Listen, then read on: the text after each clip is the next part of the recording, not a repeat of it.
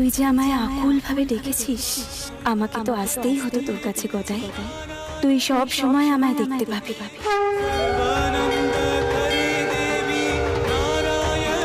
তুই ডাকলি আমি আসবো। ছোট মামা কোথায় গেলে আবার?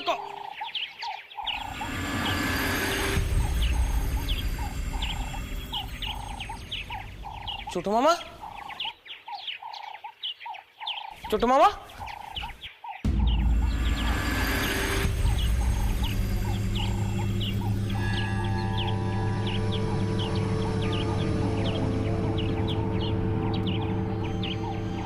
কি হলো? তুমি যে কইলে মায়ের প্রীতিমা ভেঙে ফেলবে, এখন আবার মায়ের সম্মুখে ধ্যানে বসেছো? চলো, মল্লিক মশাই তোমার জন্য নৌকো তৈরি করেছেন, চলো ওটা দেখিনি, চলো। জেগে উঠ গদাধর, সারা দে। তুই যদি আমায় এখানে একা ফেলে দূরে চলে যাস, তাহলে আমি যে বড় কষ্ট পাবো রে।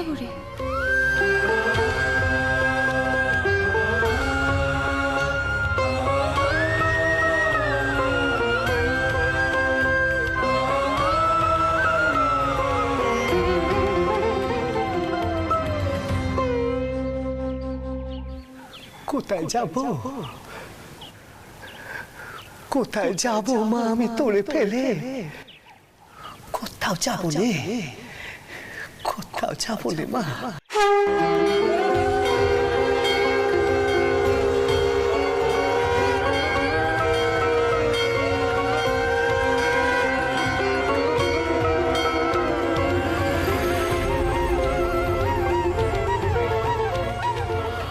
আমার সব দুঃখ কষ্ট দূর হয়ে গেছে মা, দূর হয়ে গেছে।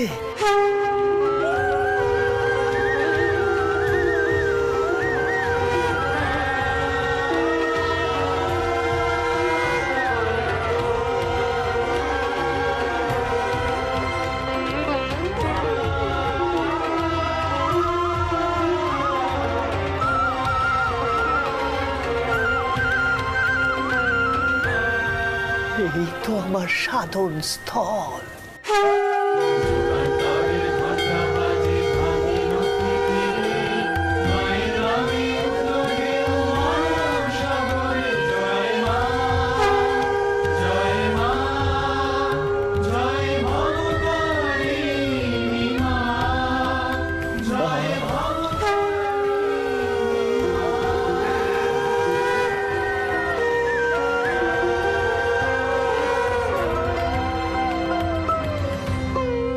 যাক, ধ্যান ভেঙেছে তাহলে।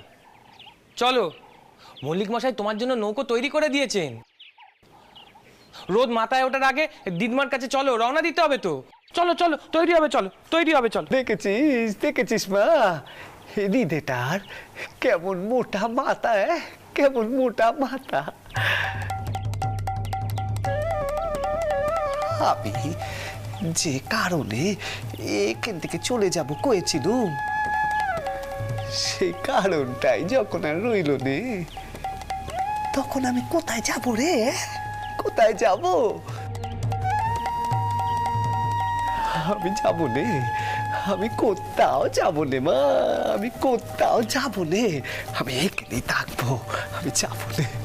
আমি জানতাম তোমার মামা এরকম করবে। কিছু মনে করো না হৃদয় ঠাকুর, তোমার মামার জ্ঞান কিন্তু টনটনে। শেষ মুহূর্তে ঠিক বুঝে নিয়েছে যে মন্দির ছেড়ে চলে গেলে তার লোকসান হবে।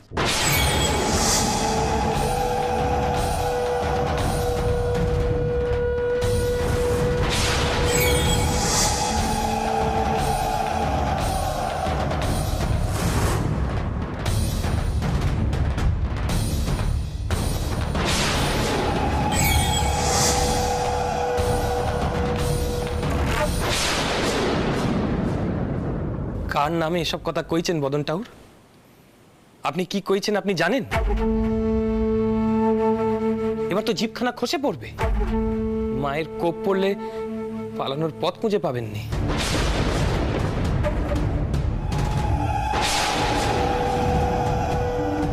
তোমার এই উন্মাদ মামার জন্য কারুর কোপে পড়ার সম্ভাবনা নেই।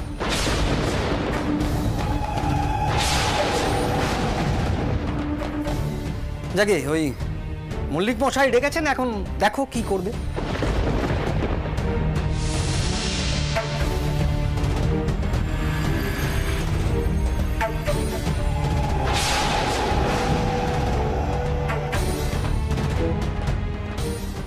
ছোট মামা যাবে তো? যাবে নে? কইলুম তো আমার যাওয়া হবে না আমার যাওয়া।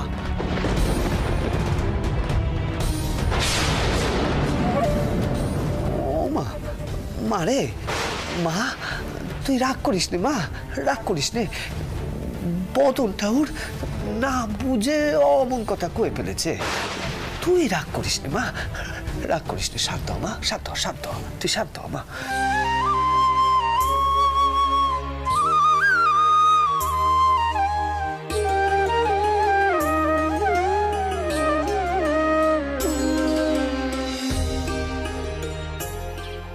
ছোট মামা তুমি এমন ভাব করছো যেন সম্মুখে স্বয়ং মা দাঁড়িয়ে আছেন। ওটো ওটো দেখিনি, এমন কামকেলিপনা করো নি, চলো। শোন মা, শোন, হৃদের কথা শোন।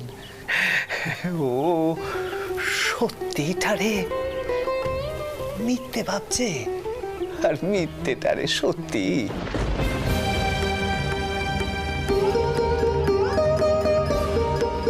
ওরা তো কেউ বুঝছে নে যে তুই তুই আমাকে দেখা দিয়েছিস মা।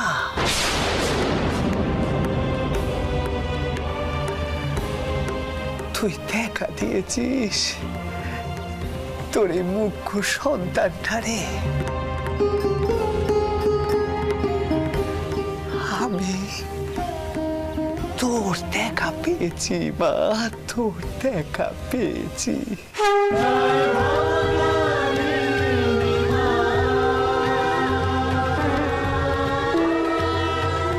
জয় মা,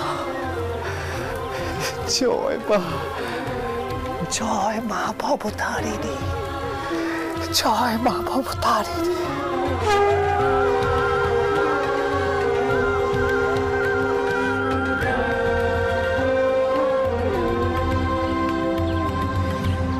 তোমার মামা আজ যাবে না তাহলে? হ্যাঁ ঠিক আছে, ঠিক আছে, আমি মল্লিক মশাইকে জানাচ্ছি। বলছি যে গদাই ঠাকুর উন্মাদ হয়ে গেছে। হ্যাঁ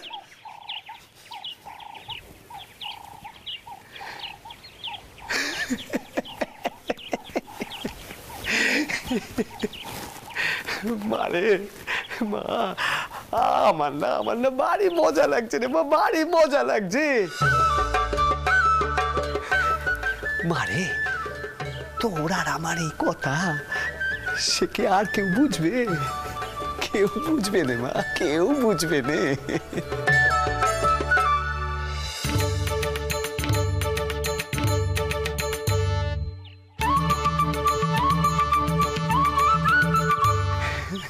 লোকে লোকে আমারে পাগল বলবে, বলুক বলুকে যাক। মা, মারে আমি আমি যে শুধু তোরেই দেখতে চাই মা।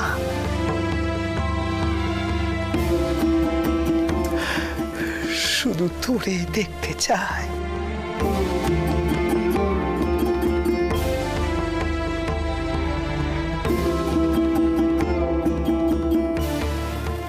শুধু তোরে। আমার মা ত্বং হি তারা, আমার মা ত্বং হি তারা, তুমি ত্রিগুণ ধরা পরাৎ পরা মা ত্বং হি তারা। জয় মা, আমার মা, জয় মা, জয় মা, জয় মা। তোকে অনেক বড় হতে হবে গদাধর।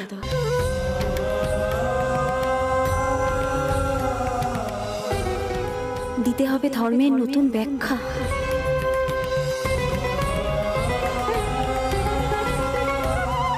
এমন বদনাম না মেটালে যে তুই তোর সাধন মার্গে এগোতে পারবি না কোথায়।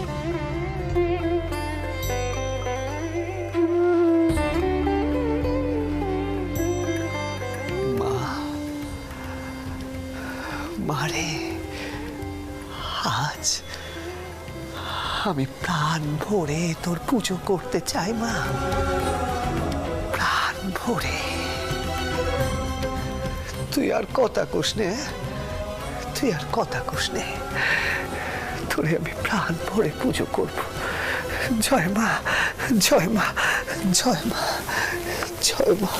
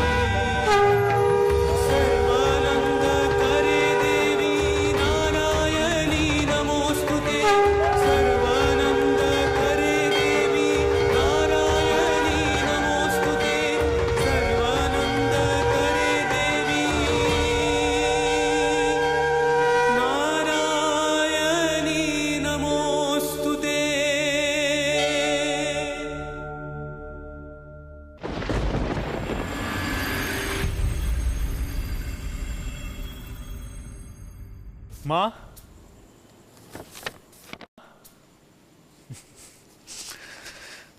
মা ওই যশোরের জমিদারের মামলাটা আজ শুনানি হলো, সব ভালোই হয়েছে। উকিলবাবু বললেন ২৫০০ টাকা ক্ষতিপূরণ দাবি করা হয়েছে। এখন জমিদার মশাই আপনার সঙ্গে দেখা করতে চাইছেন, তা কি বলি মা? আরো কটা দিন সময় নাও, আমার মন কান এখনো সুস্থির নয়। কেন মা? ও বুঝেছি, আপনি বড় বৌমার কথা ভাবছেন তাই না? আমি সত্যি জানি না মতন আর কি করা প্রয়োজন। মেয়েটা তো সত্যি অসুস্থ হয়ে পড়ছে, সে ভাবছে মহেন বুঝি ফিরে এসেছে। আমি আর কি বলবো মা, আমার তো মনে হয় এটা সারানোর একমাত্র উপায় হলো তাকে আবার সংসারে বেঁধে দেওয়া, ঠিক যেমনভাবে আপনি আবার আমায় বেঁধেছিলেন আপনার সে জমে গত হবার পর। মধুর, কেন তুমি বারবার একই কথা কইছো বলো দেখিনি? তুমি তো খুব ভালো করে জানো তুমি হলে পুরুষ মানুষ আর বড় নাগবো সে মেয়ে মানুষ। আমরা তো চাইলেও সেই পার্থক্যখানা গোছাতে পারবো না মধুর।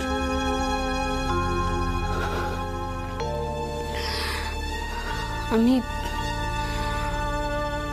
অন্য একখানা উপায় বের করেছি। আমি ভাবছি বড়নাথবুকে নিয়ে আমি তীর্থে যাব, তবে পদ্ম মত দেবে বলে আমার মনে হয়নি। মতো তুমি রামচন্দ্রকে একখানা পত্র লিখো, তাকে এখানে আসতে কও। অনেক কাল হলো সেই দিক পানে আসেনি।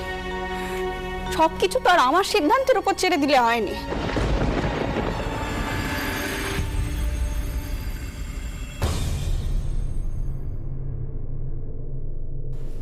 কে কে ওখানে? কে কে ওখানে? কে কে ওখানে?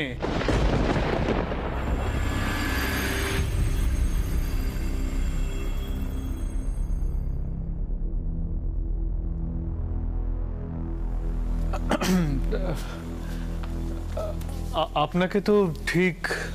আগে আমার নাম মহিমচন্দ্র বন্দ্যোপাধ্যায়, লোকে আমাকে উপাধ্যায় মশাই বলে জানে। আসলে আপনার লোকজনই আমাকে এখানে পৌঁছে দিয়ে গেল। তার রানীমা তো এখানেই আছে, তবে মহাশয়ের পরিচয়খানা যদি একটু বিস্তারিতভাবে বলা যেত। আপনার কি রানীমার সাথেই প্রয়োজন? আগে আমার পুত্র মেঘনাথ, সে এই বাড়িতেই আছে।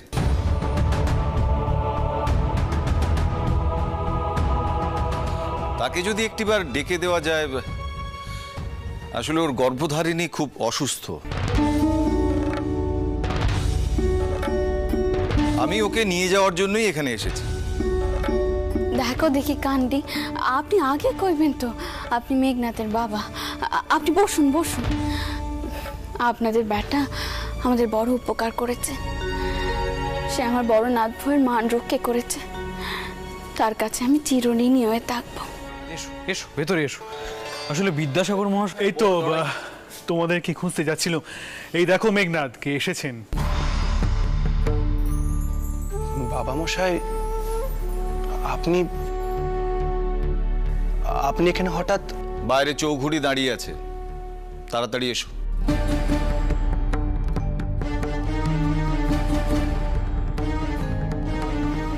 তোমার গর্ভধারিণী হঠাৎ করে অসুস্থ হয়ে পড়েছেন, তাই সময় নষ্ট করো না। আচ্ছা, আমি তাহলে আসি রানীমা।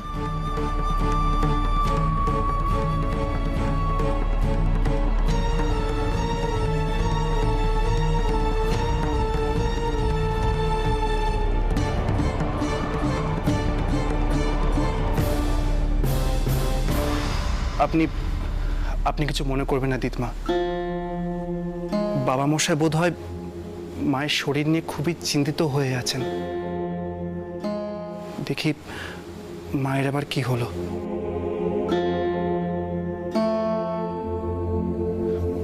ভাই ভূপাল, আজ আমি আসি, আবার নিশ্চয়ই দেখা হবে।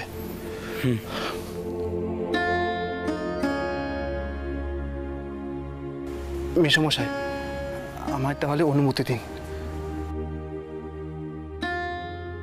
মেঘনাথ, তোমার মা কেমন থাকে জানিও ভাই। চলো, আমি যাচ্ছি তোমার সঙ্গে। বাবা মশাই, আমি মেঘনাথকে একটু এগিয়ে দিয়ে আসছি। চলো।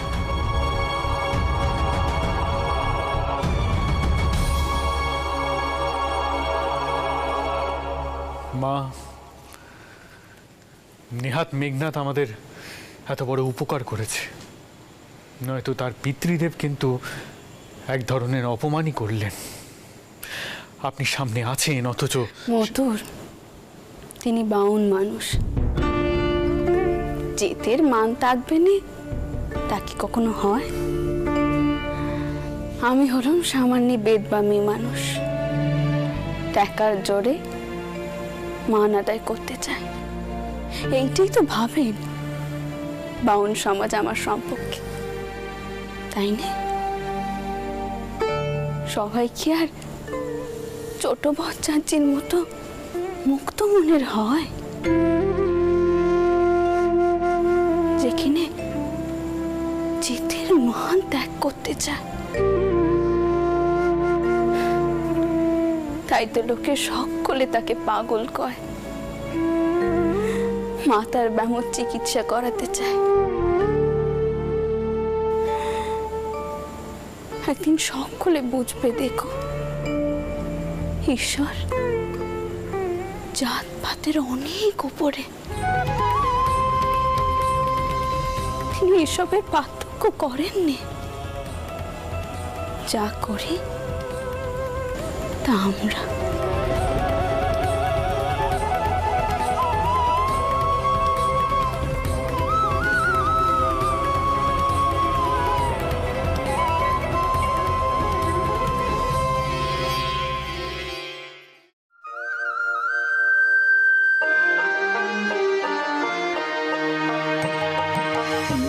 মাগো তোমায় সাজাবো বলে এনেছি ফুল চন্দন।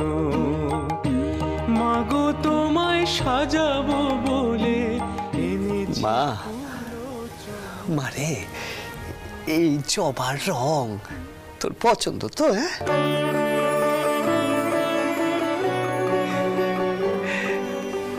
আজ আজ আমি তোরে এই জবার মালা দিয়ে সাজাবো, এই জবার মালা দিয়ে সাজাবো।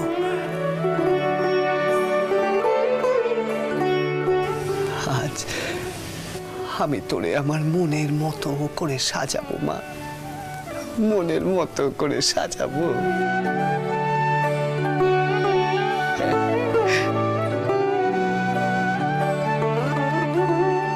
জবা যে আমার খুব প্রিয় রে গদাধর। আমাকে যে ভক্তি ভরে জবার মালা দিয়ে পুজো দেয় তার প্রতি আমি খুব প্রসন্ন হই। এক কাজ করিস গদাই, আমার ভক্তরা যখন আসবে তাদের হাতে জবা দিস, তারা যেন মনের সুখে পুজো দিতে পারে। দেবো মা দেবো, তুই কয়েছিস আর আমি দেবো না? দেবো মা দেবো, সকলে দেবো, সকলে দেবো দেবো।